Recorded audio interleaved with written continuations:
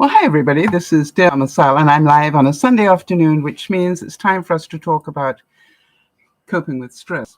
And today, what I wanted to tell you is that I just got back from being away on vacation for a full 24 hours. I know that doesn't sound like much of a vacation, but as I want to explain to you, it's amazing how refreshed I feel for just taking those 24 hours away from my everyday.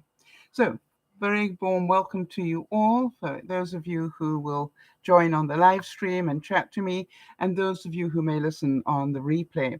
It's always a pleasure to be here with you and to give you, as best I can, the reality of living your life with stress. And because we all cope with stress, and it's really important that we acknowledge the fact that these are quite normal things. Somebody once said that some of your best ideas will come to you when you're on vacation. And I believe the reason for that is because you free your mind. And that's such an important thing to do, right? It's just to let your mind get clear from paying bills and doing housework and doing, all the other things. And so I went off, for those of you who don't know, I went off for a 24-hour period with a friend of mine who's got a motorhome. And we just literally went about half an hour away from my home and went to an RV park, which, hi there, Jody. I went to an RV park, which I hadn't been to for 12 years. It was really funny. I actually went to the RV park the weekend that it opened 12 years ago. And this is the first time that I've been back. And I had very fond memories of being there when it opened. And I was so pleased that it was still as pristine and well cared for as it was, when it opened. Quite often those things go downhill fast, and that didn't happen. So let me try and think of the chronology of this. And if you have any questions along the way, just fire them at me. And Marnie, for those of you who don't know, is a very dear friend of mine. I've had her as a friend for over 30 years. And I originally met her when I was doing a keynote speech at a leadership thing. And she was in the canteen area when I went to go and get a coffee. And, her brilliance shone through everybody. It was just like she was a light in that room. And I walked up to her and I said, I need to know who you are. She goes, why? And I said, because you're a very special human being and I really would like to meet you. And she's looking at me like I've lost a couple of marbles, which of course I have. And it was just wonderful because we struck up a friendship that has lasted ever since then. And the incredible thing is, I'm old enough to be her mother, and we've always been almost buddies. She's more like a sister to me than a child. And so she came to pick me up, but the thing was that we originally had planned for 2 days away, and she realized that she had double booked something, and so had to cancel one day. And I don't mind telling you that the kid in me had a little conniption and went, well, if you're not only going to have one day, why go at all? And then I sort of smartened up a bit and realized, one day would be better than no days. And so I said, absolutely, I still want to go and let's do it. So she picked me up at about 11 o'clock, 11:30 maybe, yesterday. And I cannot tell you how funny it was because to go away for 24 hours, you need to take enough to last you a week. You still got to take clothes. You still got to take food. You still got to take all your medicine. You still got to take, a change of clothes. What if the temperature changes, which it did? What if the temperature changes? You've still got to think of all those sort of things. And we made it easy for each other because Marnie phoned me and said, what can I bring you to eat? She tried to get food for me and realized that everything has garlic in it, and I'm allergic to garlic. And so I said, let's make it really easy. You bring what you want to eat, and I'll bring what I want to eat. And I know I'll bring too much, but better that we've got choices. And so anyway, we got there. It took about half an hour to get there. And we got got parked, and we had a bit of a problem when we were parking. Each time Marnie went to put the motorhome into reverse, it stalled. It's fine going forward, but when she put it into reverse, it stalled. So this was a bit worrying. And I kept saying, well, thank goodness it still works going forward. The trick is to only go forward on the way home. We need to plan our our route accordingly, that we don't have to go anywhere and back up. And of course, we were laughing about that. And that's my next quote about this, and that is, laughter is an instant vacation. How many of you agree with it? It's like you feel so refreshed. Anyway, so once we got all set up, and then we found out that they gave us a special adapter for the motorhome to get into the the 50 amp plug, and we found the one that they gave us didn't fit. So then you're sort of looking at each other. I don't know about you guys. It's a bit like when you go to an elevator and the guy already standing there has pressed the button, right? Because that's human nature. And yet when we walk up there, even though he's done that, how many of you know we walk up and then we press the button because the way he pressed it wasn't good enough? It's just like, it's amazing how we do that. So, here we are trying to connect this. And eventually we decided, no, we're not stupid. This doesn't fit. So Marnie went back to go and get the one that does fit. And then in the meantime, I said hello to the neighbors because that's what I do. And, especially when you're camping, it's a really good idea. And then funny enough, next to us were two women as well who had come from the Abbotsford area, which is about an hour away. And they were doing the same thing. They just went out for an overnight together. And they even got it set up, or they've been for 2 nights, I think. And apparently the husband even came and set everything up for them and then went back home again and left them to it. So, it was really quite cute. But anyway, we got all set up. And what a nice unit Marnie has. I was sad to hear that they've already bought a new one, which is smaller. And I said, I wish I still had the energy to buy this off you, because I love this unit. It was just like a mini hotel. It had a full queen size bed in it for Marnie, and I slept in the dinette area, and there was plenty of room for me. And it had a really nice sized fridge and just very, very comfortable. And even the bathroom, was a nice size as well. So it was really great fun. But what I wanted to say to you is what I really enjoyed so much was, as soon as we'd got sort of everything set up and the awning out, we grabbed food and pop and stuff, and we just sat outside in the breeze, and then we started to talk. And for me, I realized that ability to be able to go and just sit and talk and shoot the breeze, literally shoot the breeze for hours on end, across a plethora of subjects. I mean, we discussed so many things, it wasn't even funny. And we did that until it got a little cool. And once it got a little cool, we went inside and then we continued, and then I don't think we went to bed until about 12:30 this morning.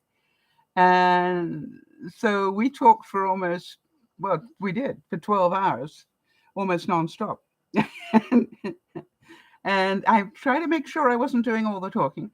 And it was fascinating. And one of the things that Marnie was talking about, which I thought I would share with you, is we were talking about trying to lower our carbon footprint. And Marnie always take things, like Doug, always take things to a deeper level than most people, all right? And she said to me, Sal, I can't help but wonder whether we actually, all this stuff that we're doing to try and lower our carbon footprint is actually helping the universe and helping the environment. And I said, okay, tell me more. And she said, well, let's think of some things, all right? Let's think plastic. How much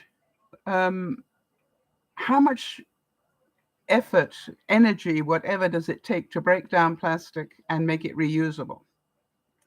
How much fuel is being used in trucks to try and get it out of the country, if that's what's happening to it? You know what I mean? It's like, if you actually really look at what's happening to it, we just put it in the bin and it gets collected and we think we are doing the good thing. The question is what happens once it's being collected.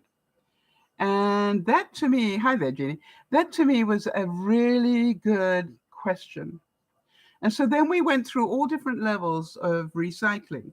How much have we added to the waste in the world with having Amazon all their packaging?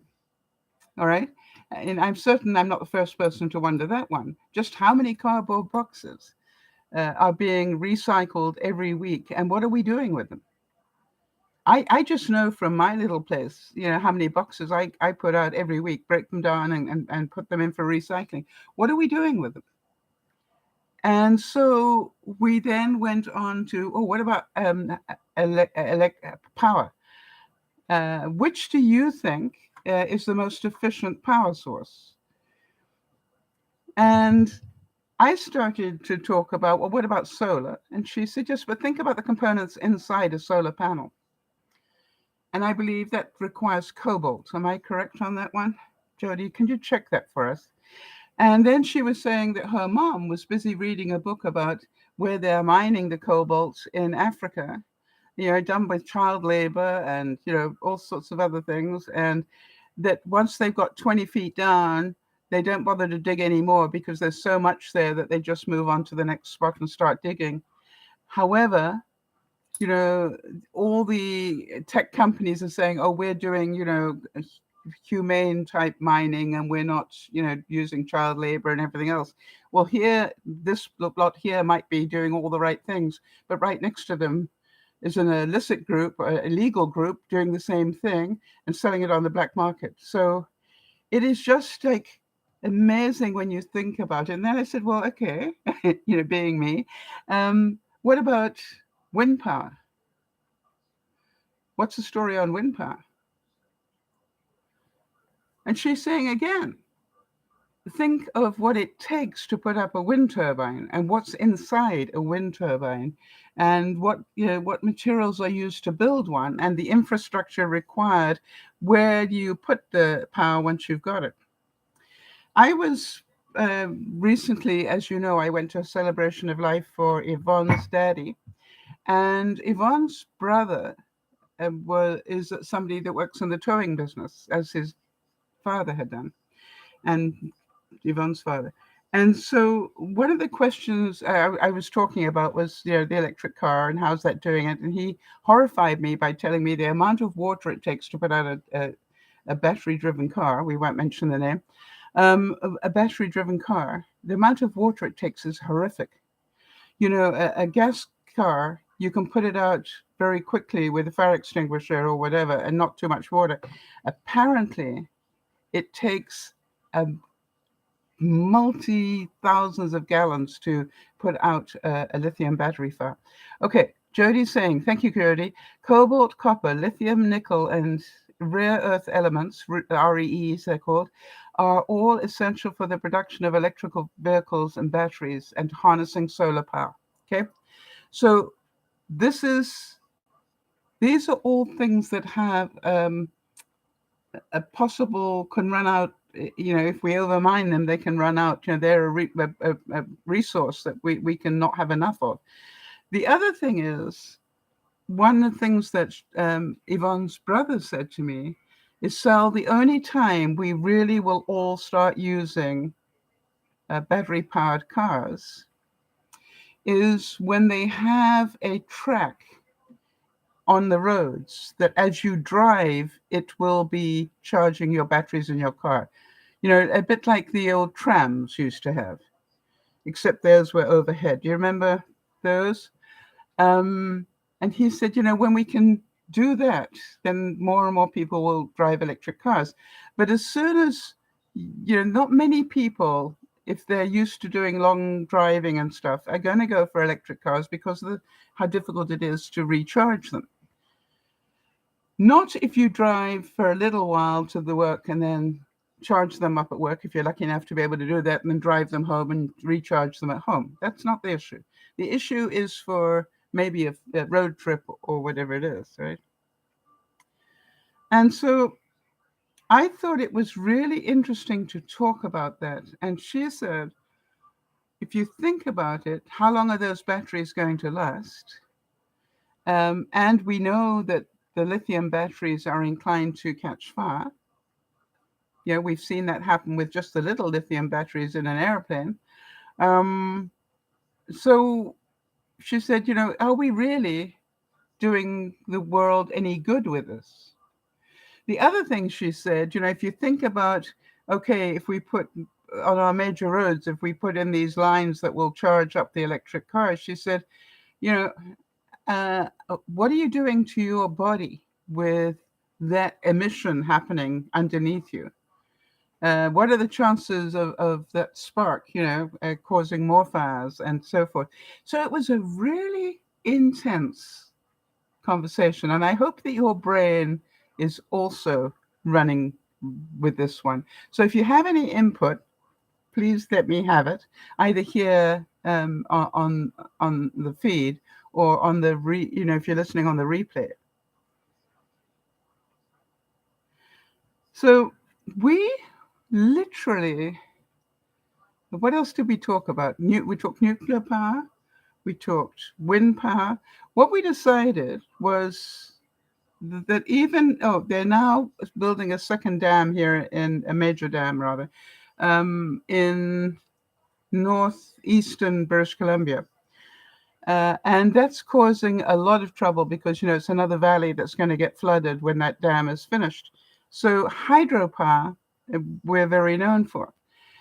We were then talking about how long is Canada going to just let its water run into the States before we start saying, excuse me, that's our water. And we need to use it. And I said, well, if we do that, what happens to California? Yeah, it's already struggling. And what happens if we minimize the amount of water we send down? And I said, this is all stuff that probably won't be in my generation, or maybe not even yours, but maybe your children or grandchildren's generation. This is going to be a major problem. But there's no doubt about it. It's incredible what hydropower does. But again, we need to have built those dams 20 years ago, not thinking about them now. So basically, what we decided was, again, it's a bit like climate control. We're so far behind the eight ball that it's scary. And then you look at who is busy buying up power and the power companies. Who is busy doing that? China. Who's busy owning the places where cobalt's being mined? China. You look at it all and you go, the ownership of energy is going to be a major thing. And obviously, those of us who have water, that's going to be gold dust in a few generations. And I said, well, what do we do? We know we're too late already in terms of climate control.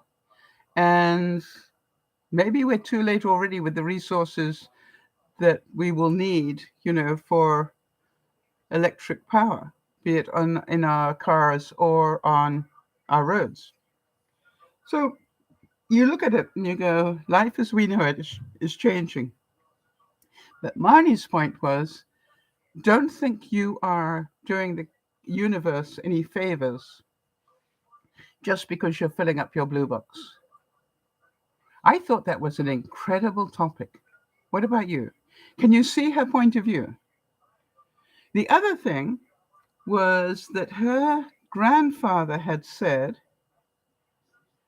to be able to supply enough energy to power all the electric cars, if we changed all the cars over to electric, it would take 5 more dams, huge dams alone here in British Columbia.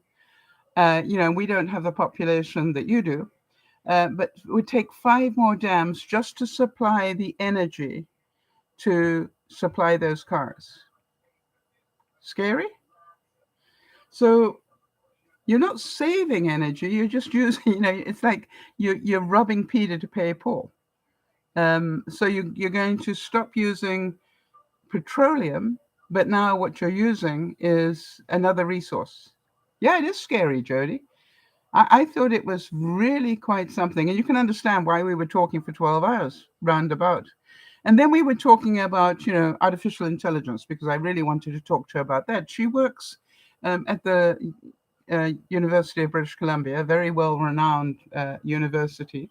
And she works in the medical section as the administrator. And I said to her, how scared are they with AI? And she said, there's such a dramatic shortage of doctors that the issue at the moment is not so much AI as how do they get people to want to be doctors, and particularly family practitioners. That's everybody.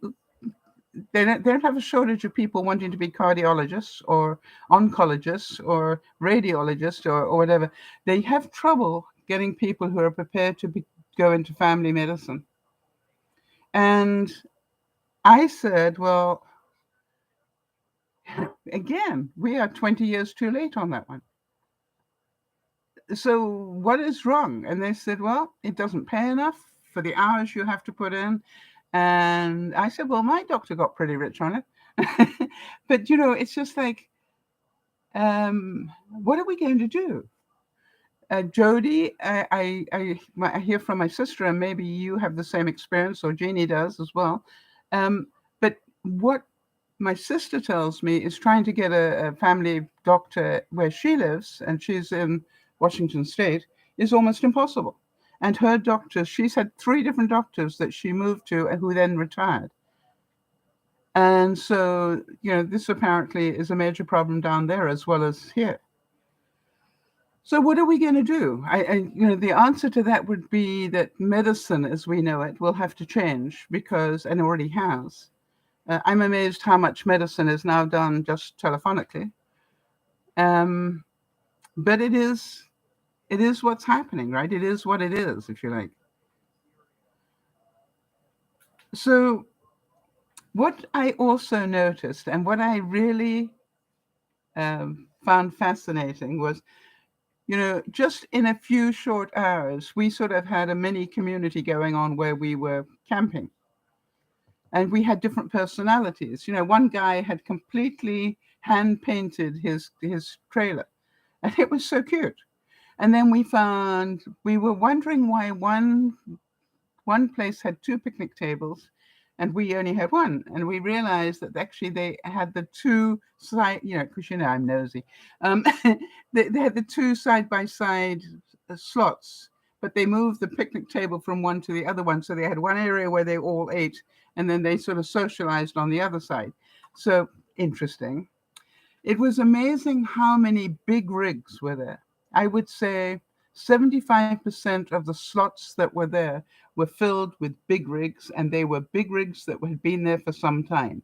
They'd put staircases. You're not allowed to stay for more than 6 months in any RV park in British Columbia. I don't know what it is in the States, but you basically are allowed to stay for 6 months as a long-term thing, but then you have to leave and then come back. Now, whether they just leave, go around the block, and then come back in again for the next 6 months, I don't know how it works. But some of those people, they had, pretty established exteriors. They had little fairy gardens. They had sheds. And I'm going, that doesn't look like a short-term stay to me. And so it was really interesting. But there was so much character as you went by. And as I said, some of those big rigs, cost more than my house is worth. So I look at it and go, and we noticed that the cars coming to visit them were very high-end cars as well. And it was the price of staying overnight had more than doubled in 12 years. And I said to Marnie, I had no idea that it was so expensive to go camping now. And she said, oh, yeah, this is quite a normal price. This is not overpriced. This is quite, we find this all the time. And I said, well, that's scary to me because I can remember when it was just $20 a night. It's now 70. And that particular park, when it opened up, was more expensive. I think I paid 40 and or 45 maybe, but now it's 70. It's just like doubled and in 12 years. And she said more and more people are living in the big rigs. More and more people are selling their houses and buying the big rig and then just moving around. And I said, well, I did a bit of research into that. And, Jody, I was telling Marnie about Roe. And what I said was, it's not as cheap as people think it is to travel in an RV. Okay, so we're not, okay, Jody is saying this can't be right. The longest you can stay at most public state or national campgrounds is 14 days. I'm talking about private campgrounds, all right? And I agree with you that, they have a 2-week limit on state-run stuff, but we're talking private campsites.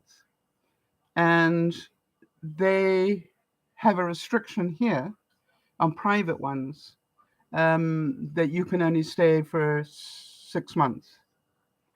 But thank you for looking that up. I appreciate that. So it was really interesting to see the different characters. Of course, lots of dogs. And we were really fascinated, as I said, the quality of the cars that came to visit. This was like, if you want to check the community, see what cars are there. All right. It gives you a fair idea of who's living there. Well, in this trailer park, unquote, mobile home, not mobile home, but this, what do you call it, campground, it had almost 75%, like state-of-the-art big rigs, like dirty great buses that, take 50 feet or whatever. And the cars around them were all high-end SUVs, Mercs and, Lexus, and it was amazing. All right, so Jody's saying many private campgrounds and RV parks have sites that are designated for long-term stays. They can last for several months or even a year. All right, you can't do that in Canada. In Canada, the longest you can stay is 6 months. And the reason I know that is because when I was thinking of moving, I thought about getting a big rig and doing that. And I didn't. And what I found out, the reason that Marnie is selling their unit is that Marnie's mom doesn't like the width of the unit that they have. It is a pretty wide unit. It's really nice. And what she's now done is she's now got herself a camper van. Do you know what I mean by that? It's basically a Volkswagen type thing, about that size, that is a self-contained unit. But even that is amazing what they have in them today. I know early on they were pretty Puritan, and you had to pull out a porta potty to go to the washroom. But no, they've now got such great designs on them. And so what they're doing is they're trading in their unit and buying this other one. So I said, well, I hope, because her mom wants to go across Canada in the camper van on her own. And she's older than I am. And isn't that amazing? And so that really made me smile and go, that's great. And she said, she wants to do it while she still can. And I think that's a great idea. So I was amazed what 24 hours did. It was like we had friends already by the time we'd been there a couple of hours. We had people's history without even asking for it.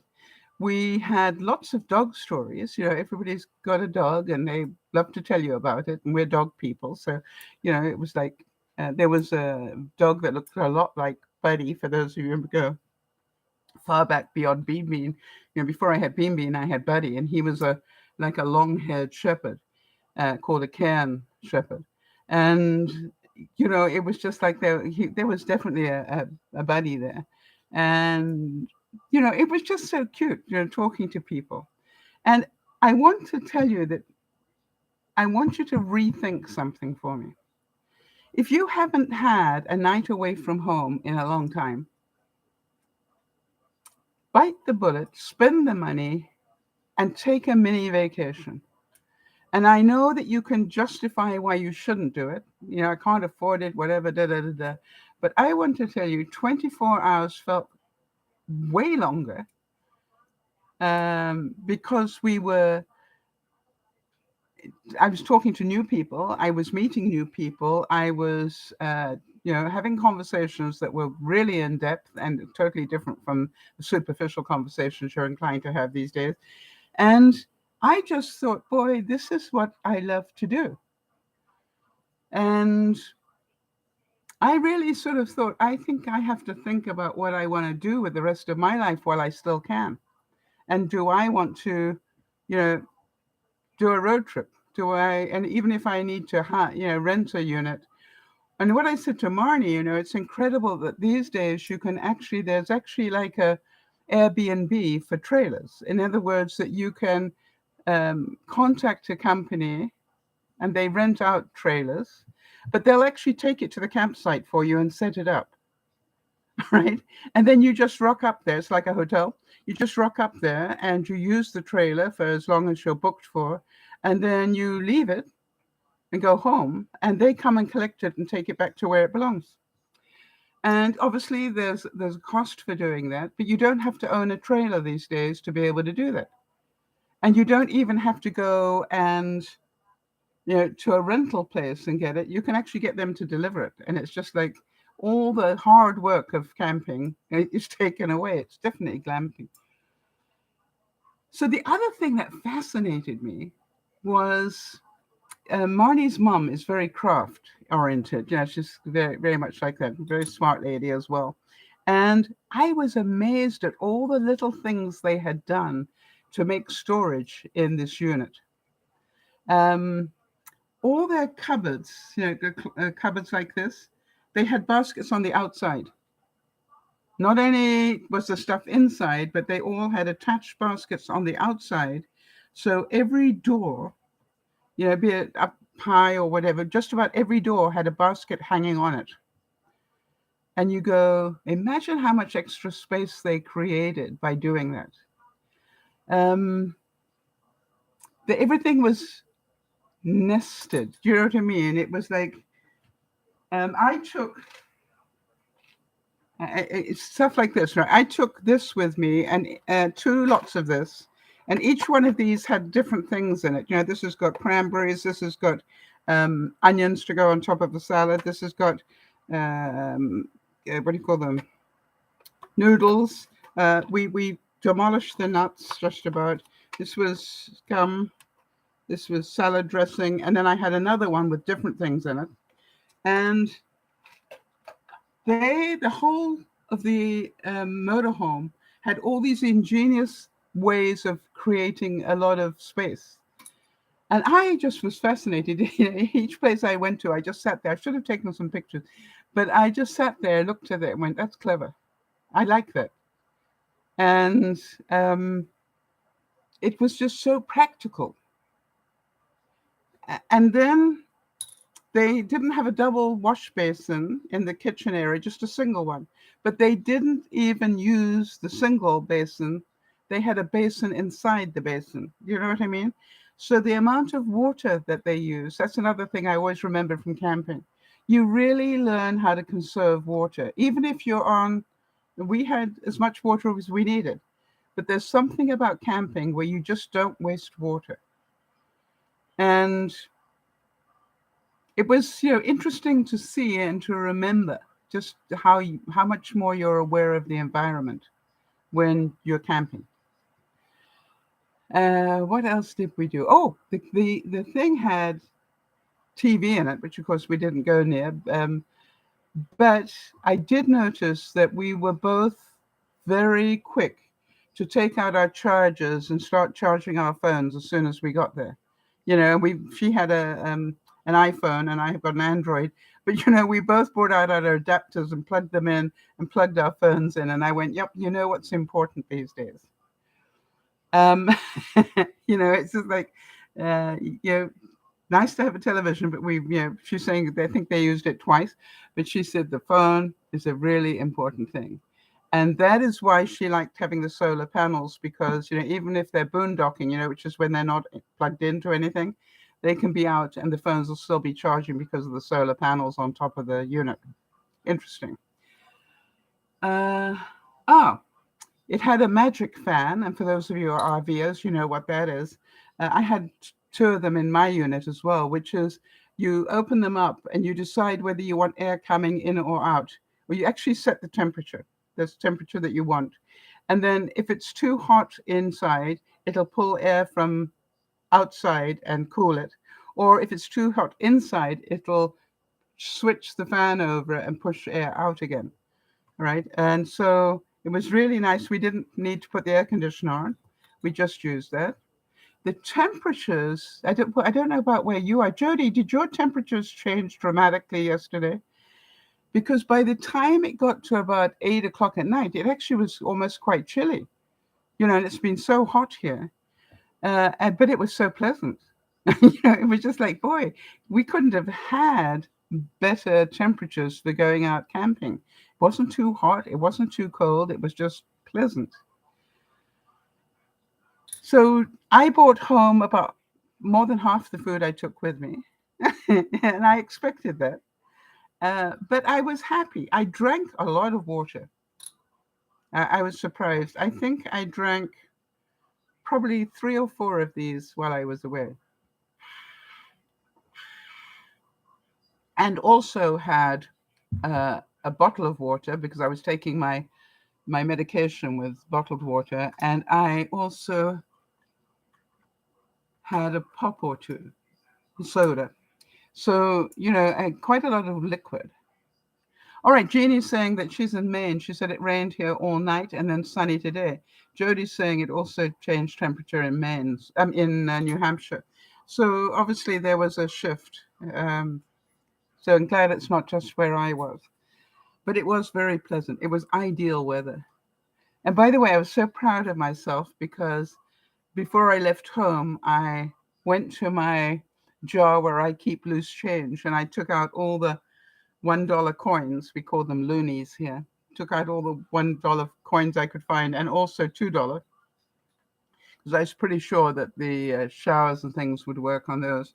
And I was so glad that I did that.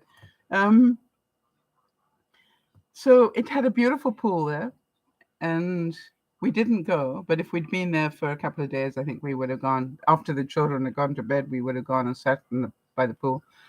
It was very pleasant. But, there's something about a well-kept ground. And I thought I'd show you in how clever the design was. It is a single horseshoe design like this, but all the way down here, you have hedgerows. When I first went there, they had just planted them, and so they were only about 4 feet high. These are now about, oops, sorry, wrong way. The back hedge here is now about 20 feet, but the side ones are about 10 feet high already. And so when you park your unit in here, you've got hedge to the left of you, hedge to the right, and a hedge at the back. And that feels so self-contained. And then this goes all the way around here as well. But in the center here is green grass and it is a hill, right? So when you're sitting here, you only see the top of the units on the other side. So what you're looking at is green grass and only the traffic that's passing you by. Very clever design. And even Marnie said to me, what they've really done a good job at designing this thing because it feels like you are almost, on your own. You're not, but it feels so much like that. So I just wanted to encourage you to think about this, um, especially those of us who live on our own.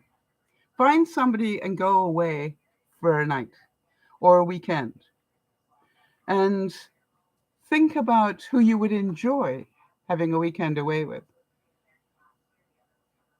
And, I was saying earlier that some of your best ideas will come to you when you're on vacation because you clear your mind. Um, One of the things, I've been hassling with is how am I going to mow my back bank because it's getting too dangerous for me. And it was really interesting because, oh, well, let me tell you, one of the things that came back to me was, why don't I get a robot lawnmower? I have got a robot floor cleaner. Why don't I get a robot lawnmower that I can use on that bank? Now, it's expensive, but it means I can mow it whenever I want to and however I want to. And if I ever leave here, I could sell it to the next person who's going to need it. It could be part of the house sale, and part of the house price is I'm leaving you my robot lawnmower for the back bank. And I thought, I need to look at it not as how expensive it is, but how much longer I will be able to stay here if I haven't got to worry about mowing that bank myself. And, I spent 3 days trying to find a gardener that would come and do it for me. And I'm going, even that, if you think about it, how long would it take for it to pay for itself? Probably a couple of years. And I intend to stay well enough to be here for at least a couple of years, so it will pay for itself. So I'm seriously going to research now because I think the price will have come down. And I've got Wade, those of you know Yvonne and Wade. Wade works for Home Depot and he can get a family rate.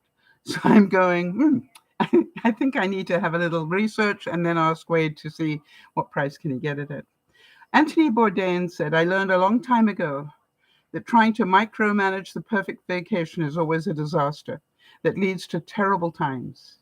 What I love about being with Marnie is that she and I are very adaptable people. We kept going, well, that was plan A that didn't work. What should we try for plan B? We are problem solvers. So it's worked. Jeannie's saying that where she is, that a robot lawnmower is $2,500. And so it depends. I've seen them far cheaper than that, actually, Jeannie, but I'm certain a good one does cost that. But again, you're saying $2,500. Let's even call it $1,000 a year. Will I pay that for somebody to come and do stuff here? That's what you got to look at. The price of getting somebody to come in and do anything is so expensive these days. So I doubt anybody's going to do it for less than $50 a time. And you're talking at least, I would think, somewhere between $750 and $1,000 a year to get that done. So interesting. Chevy Chase said there's no vacation from being a parent. Isn't that the truth? And in Robert Benji said this. He said, in America, there are two classes of travel. First class, and then with children. But here is, I think, the greatest quote about going on vacation. It said, in the end, the kids will not remember that fancy toy or the game you bought them. They will remember the time you spent with them.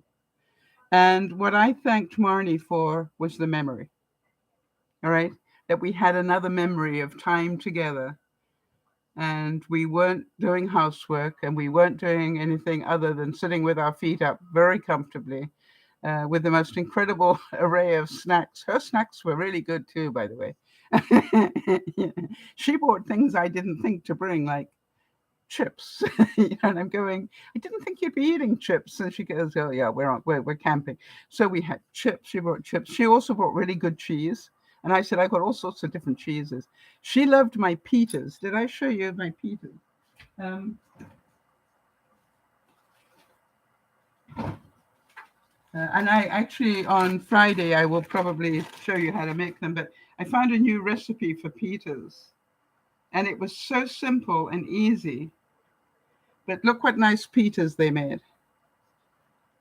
And that is 50% white flour and 50% multigrain, whole wheat, rye, and other ones. I didn't put any flax or chia in there just because I'd never made this recipe, but they made really nice pitas. And so I thought I'd show you guys how to do that.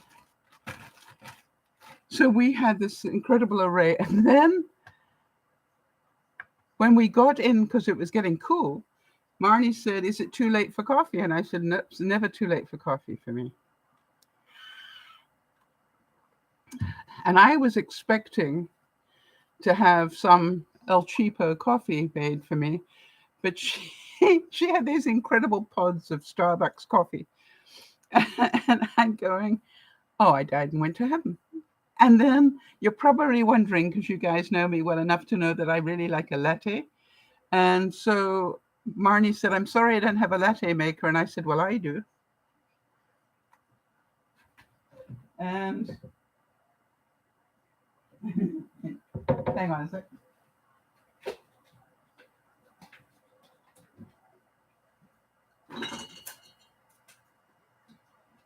So for those of you who want to know how to make an instant latte thing, get a container, a glass jar, or whatever you happen to have.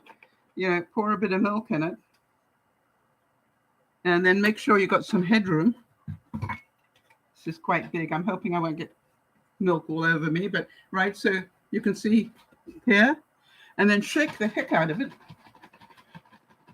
And you have got incredible foam. And if you really want hot latte, just stick it in the microwave, But it was really nice to have cold latte. And so she said, you really know how to live, Sal. And I went, yep. And, so this is about glamping, not camping. And I said, how many of those pods of that really good coffee have you got? She said, enough. So I had 2 this morning. So good.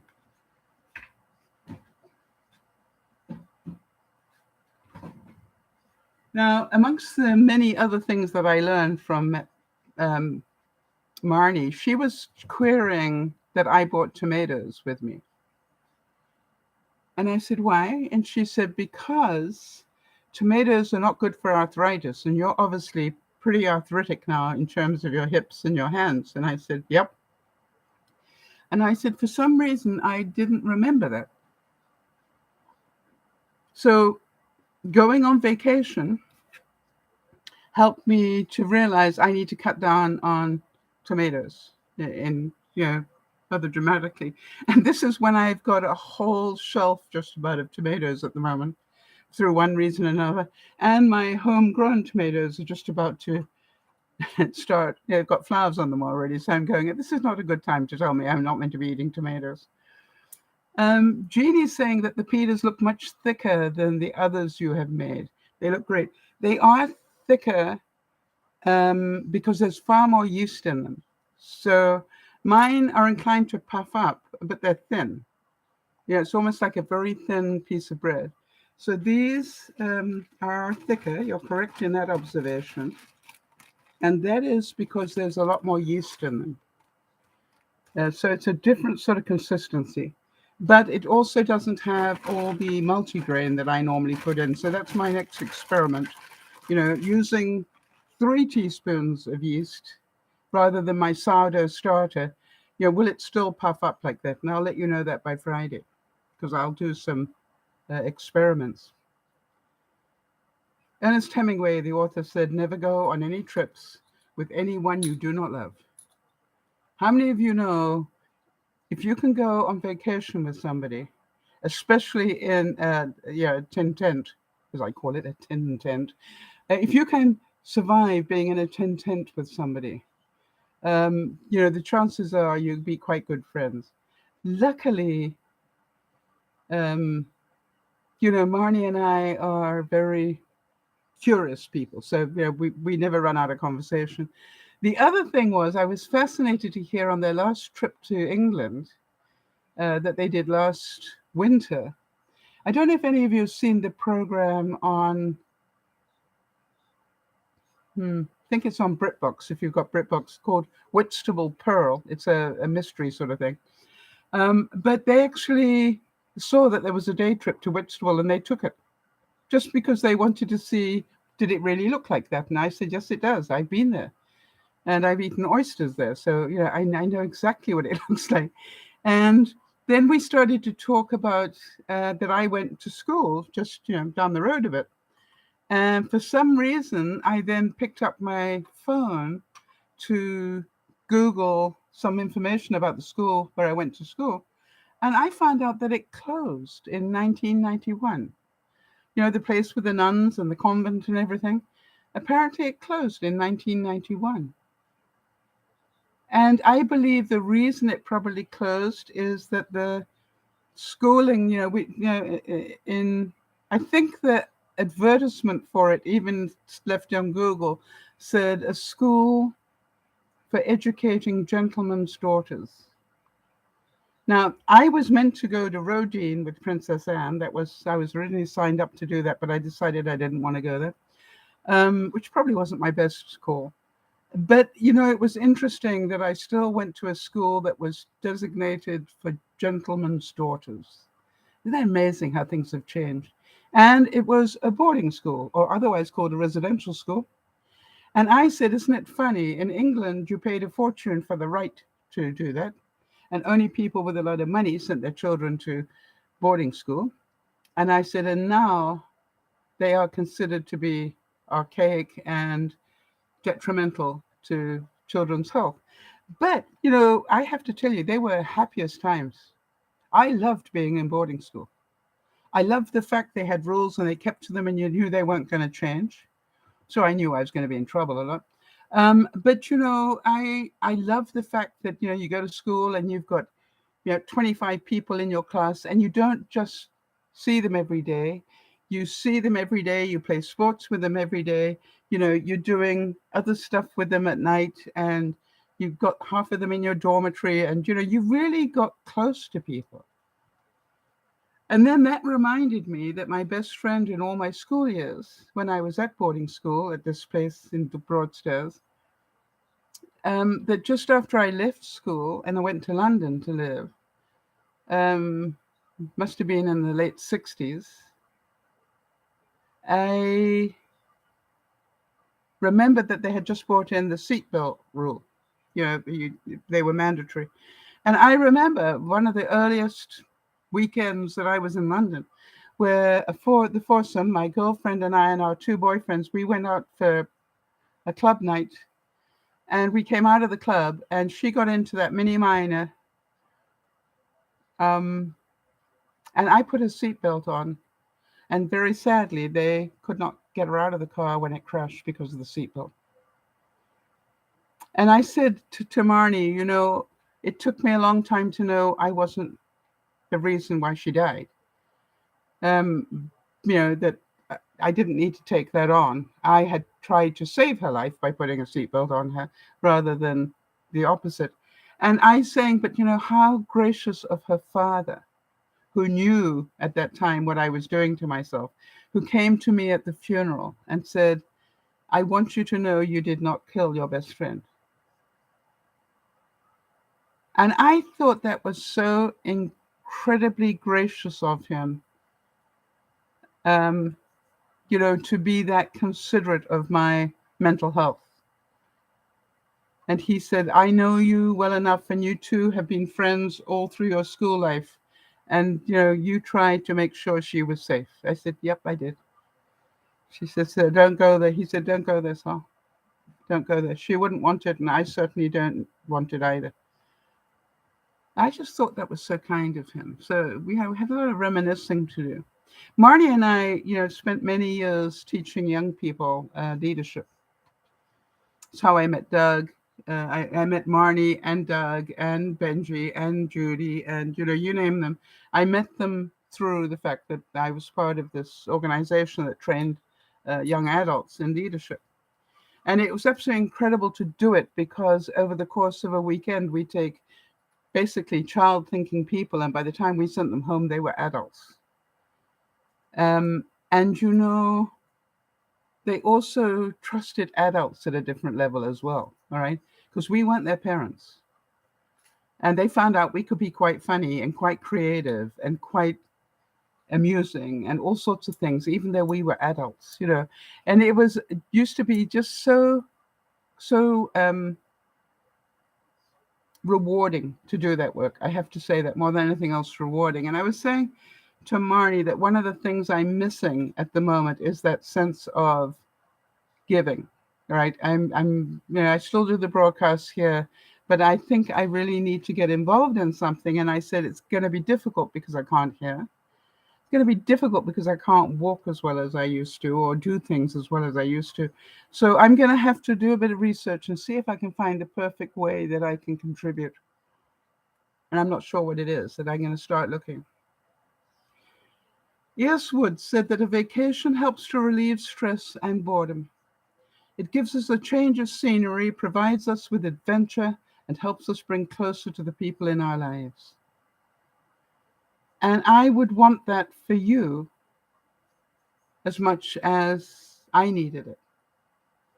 And you're going, well, being retired is a non-stop vacation. It actually isn't. You work quite hard when you are retired. I have a friend of mine at the moment who's just retired this week. And I said, I just want to warn you, it'll take you about a year to find out that you don't have to wake up at a given time and you don't have to go to bed at a given time because that's no longer relevant. But I said, the other thing is you're going to find out you have a totally different natural time clock from the one that you thought you had. Jody, I am pretty certain that you found that out when you went on disability, that your natural time clock is different from the rest of the world. Lionel probably found the same thing as well when he stopped work so that he could look after you. And so when you look at it, and Jeannie, I'm certain that from what I gather, you've kept to what I call a pretty societal get up in the morning and go to bed at night type time. So I don't think it's affected you the way that it's affected me. However, that's what I warned her. Hi, Iz, good to see you. That's kind of you. She's saying I was multitasking, but I love your stories. So, I was saying to this person that, it's going to take you about a year to realize that you really are retired and that you no longer have to do things the way that you thought you did. And then it's going to be a bit shocking because I want to tell you within 3 years, you're going to sit down and ask yourself, how did I ever do all of this and go to work? I said, that's the biggest thing with me. I sit there and going, oh, that was a busy day. And I said, I didn't even go to work. How did I do it all? And then I realized what has changed is my tension. I'm not frenetic all the time now, and I've got to get up, I've got to be at work at this time, I've got to get dressed, I've got to do this, got to get in the car. And then I've got to come home, and by this time, I've got to do this, and this, and this is the weekend. And because it's the weekend, I've got to do this. It's just like, it doesn't really matter anymore. Jody is saying the same thing. She's saying, yes, very different time clock. When I was working, I had to get up at 4:30 a.m., and now I sometimes go to bed at 4:30 a.m. And that I was worried about going to bed at midnight, because 12:30, I think. I was dead scared because I don't normally go to sleep until about 3, sometimes not until 4. And I have been some days not go to sleep until 5. So I was a bit concerned about that. Plus, I was, have a bit of sleep apnea. So I was worried if I didn't have my sleep apnea machine with me. And then I snore. So, it was just, and I'm so glad Marnie fell asleep and she started to snore a little bit. And I went, oh, thank goodness. And I told her to put her earplugs in. And then I had my earplugs in and I could still hear her. So she was not too quiet either.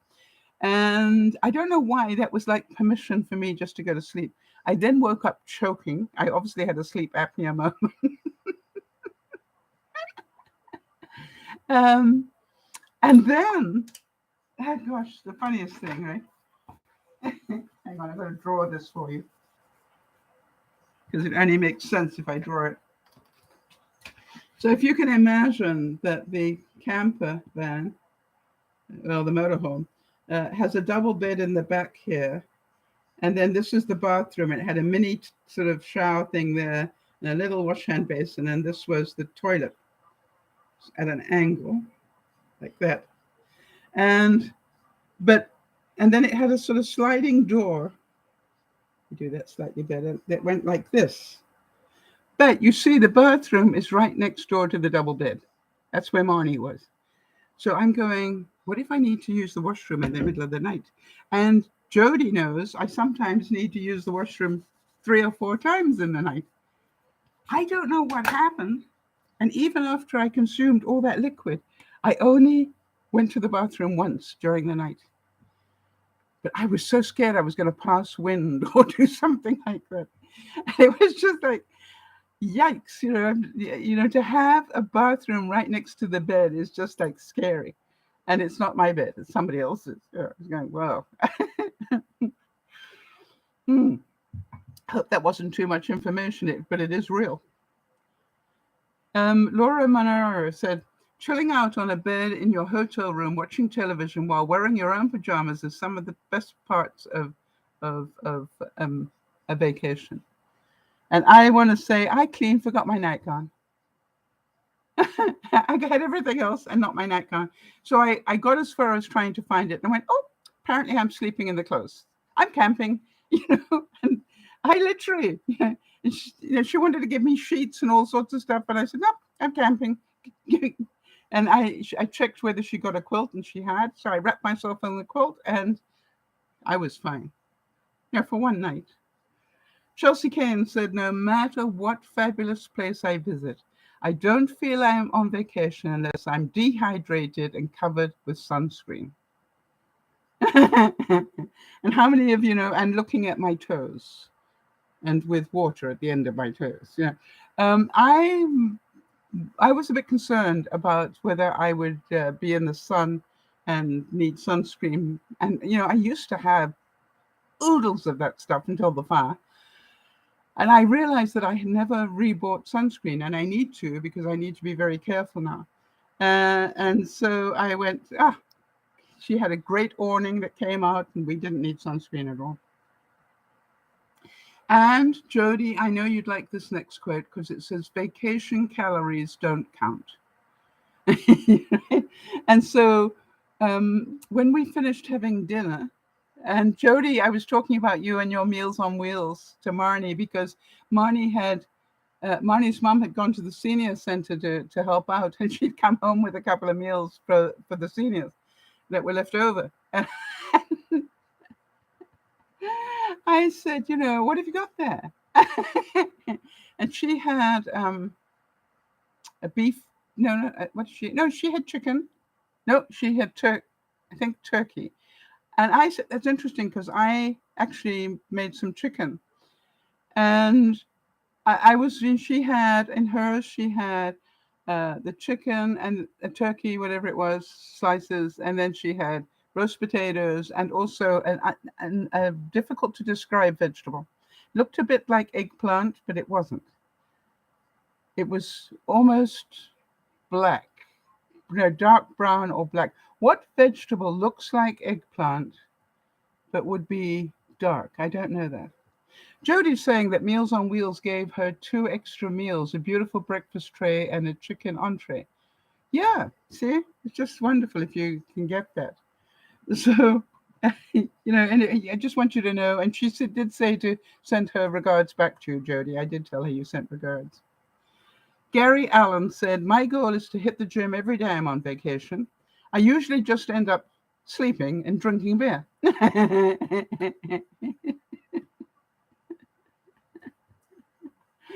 And Dick Clark said, jet lag is for amateurs.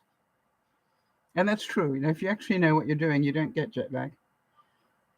And who said this one? This is a good one. Cash Peters said, last year I came away from vacation thoroughly bloated, 10 pounds heavier, convinced I'd blocked an artery and possibly shortened my lifespan by a few months, but I was deliriously contented, which is surely what it's all about. So here we were eating our dinner, and we both bought what we wanted. And then as I finished mine, and I just had chicken that I was dunking in a dip. I and I when I was finished, that's all I wanted. When I finished, she said, "How does cheesecake sound?" And I went like I'm on vacation. And she said, "Oh, good." And she brought out 4 slices of cheesecake and got me to choose one, which I did. And then I finished it, and she'd finished hers, and she said, "You get first pick of the second one." I went, "Okay." Well, no point taking it home, was there? So did that feel decadent? But really, what did I have? I was trying to think what we had to eat. She had some very healthy type wheat thins and with cheese for lunch. And I had a pita with cheese and my microgreens in it for lunch. And then we sort of snacked on the nuts and some fruit during the afternoon. She had a little senior's meal, and I had just literally sliced chickens up, and I was dunking them. And I'm going, and then we had cheesecake. I think that's pretty balanced, don't you? Oh, I had an apple. She did too. Um, and as I said, I brought most of the food home, so it was great. Oh, Wilson said, a vacation is what you take when you can no longer take what you've been taking. I really must recommend it. And I realized that, ever since all this, the moves, the fire, all this stuff, I just haven't taken a break from being here. And then we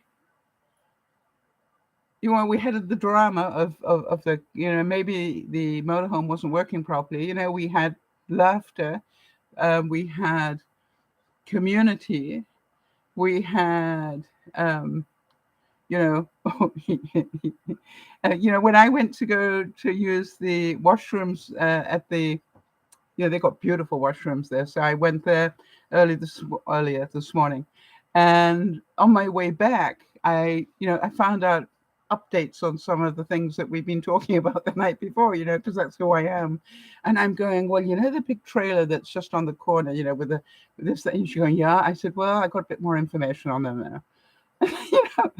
So she just laughed. He goes, okay, what else? I said, well, the sort of Vietnam time people that were, yeah. Well, they've actually got 2 sites side by side, and that's, we just need to update you on that. And the people on the left of us are leaving today as well, as are the people on the right of us. All 3 of us are leaving, and we all left within minutes of each other. Hi, Veronica. Good to see you. And so there was this sort of, of all the different emotions, a little bit of gossip here and there went in, which was great. So, and can you imagine what it's like visiting a place 12 years later, and it was almost identical to how it had been 12 years ago? The only difference was the hedges were a bit higher. It was so well kept still after that length of time. And I went, that is amazing. The gardens were beautiful, so many flowers everywhere, so much greenery, in front of us, and everything well manicured. It was, it was a delight. And so, of course, I tried to say to Marnie, let me pay for the campground because you paid for the gas. She said, no, it's already paid for. And you bought your own food, and that's your contribution. Then when we were coming home, guess what? She was running out of gas. So I said, good, then I will buy your gas. No, wouldn't let me. I tried. Here's the next thing. To get away from one's working environment, or even non-working environment in my case, is in a sense to get away from oneself. And this is often the chief advantage of travel and change. Do you understand? I spent 24 hours talking one-on-one to somebody in depth. All right? And we also updated each other. She was giving me knowledge I didn't have, and I was giving her knowledge she didn't have. I was talking to her about the biogeneration and stuff, biomass regeneration. And I came away thinking, we both learned a lot this weekend. And that is really important. Um, so I cannot encourage you enough. That's really the bottom line here. Cannot encourage you enough to maybe think about, what if we just took 24 hours and got away from it all? And I know that my mindset originally was, what's the point of just going for 24 hours? If I'm going to go, at least go for a couple of days or a weekend. But I have to tell you, it was worth it. Absolutely worth it.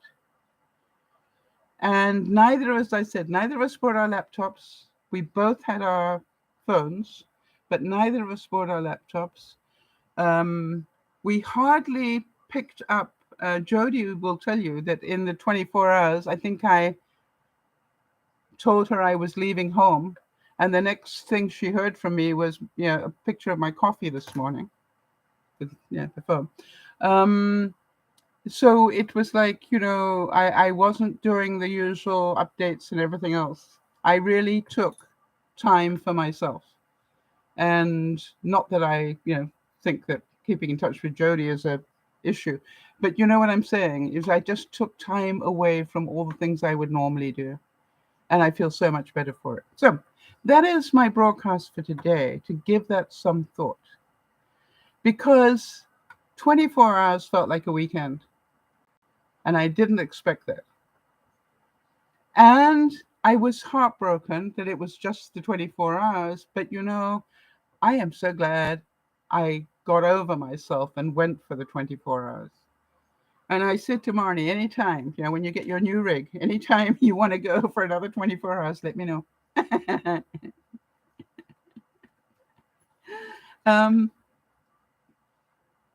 So think about it.